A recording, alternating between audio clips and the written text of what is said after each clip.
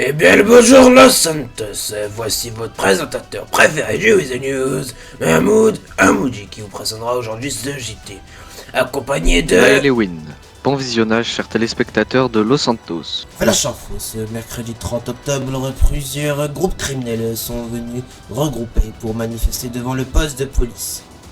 Cette manifestation avait pour but de légaliser le cannabis. Celle avait bien commencé mais a vite dégénéré avec des coups d'extrême violence. Les manifestants ont envahi le poste de police, mais heureusement aucune âme s'est envolée vers le ciel. Voici la réaction du commandant de police 10. Bonsoir à tous. Alors, ce qui s'est passé était assez simple. C'était une manifestation illégale qui n'avait pas été informée au niveau du gouvernement. Ces personnes se sont présentées devant le poste de police avec des revendications diverses auxquelles nous avons essayé de tempérer la situation, ce qui a été très compliqué dans les premiers temps. Ces personnes, du coup, ont fait monter la pression jusqu'à ce qu'ils investissent littéralement le poste avec des armes blanches telles que des battes de baseball, des clubs, et ont fait usage de la force immédiatement. Donc à cette violence, nous avons dû répondre par la violence, malheureusement, et cela s'est assez vite terminé avec des coups et blessures de part et d'autre. Et selon vous, en commandant de police, qu'est-ce qui a dégénéré ?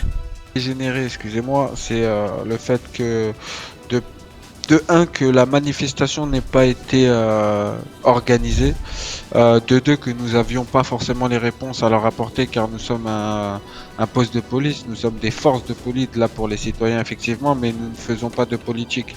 Ces questions auraient dû être remontées au niveau du gouvernement. En n'ayant pas les réponses à leur apporter, la tension est assez montée rapidement pour qu'ils fassent entendre leur mécontentement. Nous avons dû aussi riposter à cette violence avec de la violence, malheureusement. D'accord. Et selon vous, est-ce que cela se reproduira un jour lors d'une manifestation qui est bien dit illégale ? Alors, je pense que ce genre de choses est amené à se reproduire. Effectivement, toute personne dans ce pays a le droit d'exprimer son avis, ses ressentis, mais il y a des règles. Tout le monde ne respecte pas ces règles et forcément, oui, ces choses-là sont amenées à se reproduire, effectivement. Eh bien merci à 10 pour cette interview donnée. Halloween a fait de nombreux ravages cette année. Cette année, Los Santos a connu un Halloween très mouvementé avec l'État qui a mis en place la purge, un nouveau système. Voici quelques images. Quand vous entendrez la sirène, tous les crimes, incluant les meurtres, seront autorisés pendant 12 heures consécutives. Les services de police, d'incendie et d'urgence médicale seront suspendus jusqu'à 7 heures demain matin, quand la purge sera levée. Cet événement choquant nous montre à quel point de nos jours de plus en plus de malfrats rôdent en ville à se demander d'où sortent ces armes et comment expliquer une violence de telle sorte.